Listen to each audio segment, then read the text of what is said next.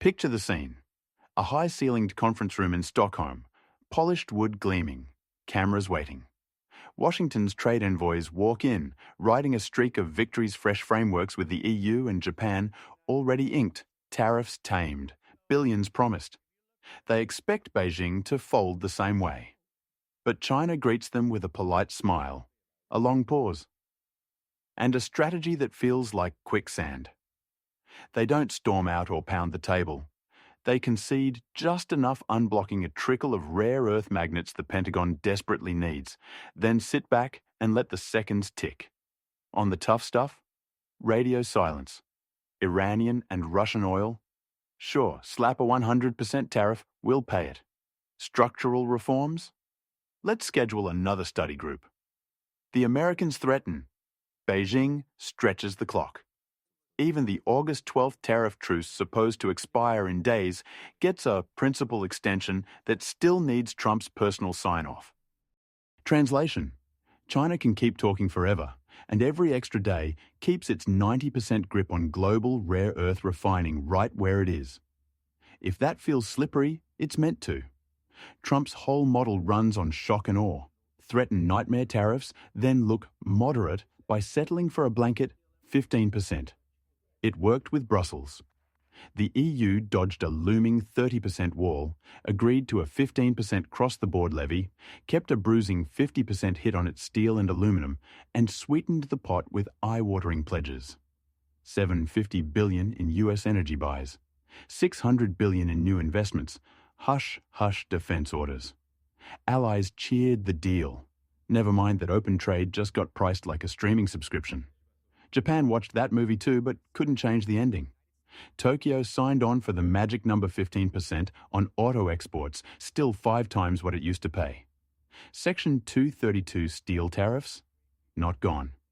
Yet the headline screamed, largest deal in US. History. Thanks to a $550 billion investment promise spanning energy, rare earth chains, and Midwest factories. Market stability, courtesy of a permanent cover charge. And that brings us to Canada, the next contestant in this tariff talent show.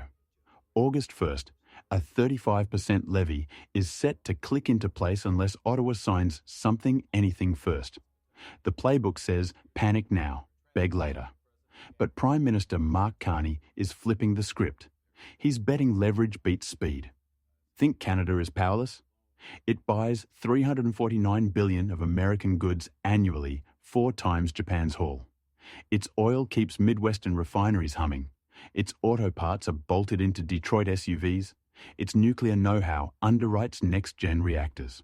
Since the first tariff volley in March 2025, Canadian tourism to the US has already cratered 60%.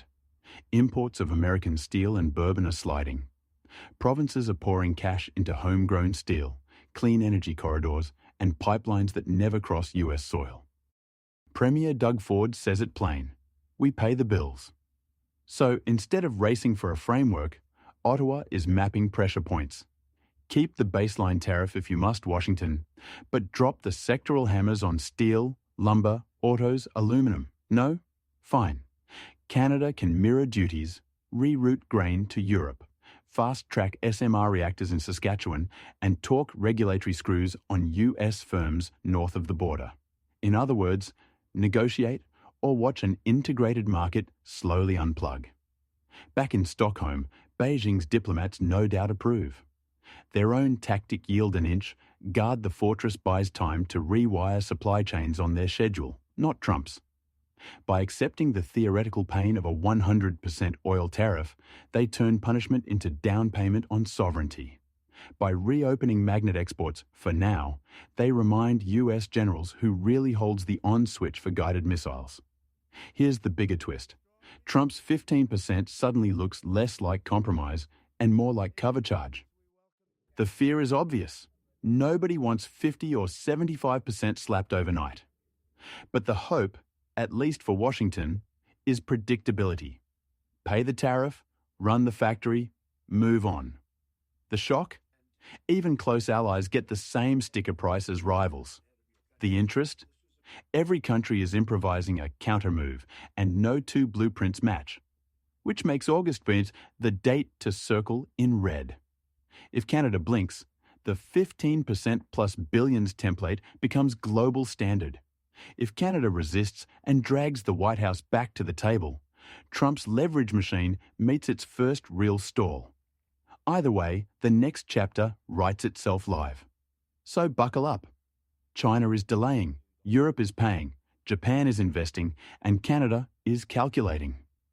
The tariff era isn't about who shouts loudest, it's about who can stay in the game longest without folding. And as the clock ticks toward August 1st and August 12th, Global Pulse will be right here, tracking every feint, every promise, every late-night phone call. Because in this new trade world, deals aren't just signed, they're staged, priced, and weaponized. Hit that subscribe button, keep your notifications on, and don't miss the moment the calculus changes. The rules of trade are being rewritten in real time, and the next handshake, or the refusal to shake, could redraw the map of the global economy.